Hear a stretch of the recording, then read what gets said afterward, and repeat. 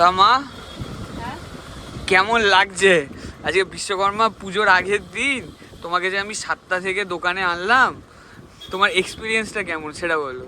মানে এখন কি মানে ঠিকঠাক অবস্থায় আছো এটা বলো থাকতেই সবাইকে। হবে, আজকে রাত্রি 12টা পর্যন্ত তো ঠিক থাকতেই হবে। যত কষ্টই হোক না কেন, বছরে তো একবারই আসে বিশ্বকর্মা পুজো। মানে মানে তোমার কি আজকে কি ফিল করলে তুমি আমার সাথে থেকে আজকে দোকানে, যে বিশ্বকর্মা পুজোর আগের দিন? আমি তো প্রত্যেক সময় তোমার সাথে আছি বাবা, সেটা নিয়ে কোনো কথা নাই। এই যে এখনো আরো 7-8খানা লিস্ট বাকি আছে, এই সবে লিস্টগুলো নিয়ে বসেছি। আর সবচেয়ে বেশি বড় কাজ আছে, এখন আমার দাল ভাত চেক করতে হবে।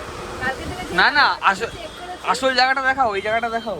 আর কালকে যে ডাল ভাত check এই এই যে এত সুন্দর তুমি যে অগোছালো করে রেখেছো দোকানটাকে, সেটার কথা বলো।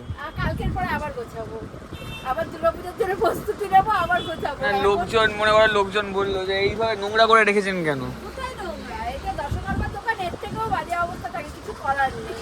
তাহলে এই শরীর নিয়ে লাফিয়ে ঝাঁপিয়ে কাজকর্ম করছেন তো কি, কেন করছেন, কি সমস্যা কি? কোনো সমস্যা বাড়ি চলে যান।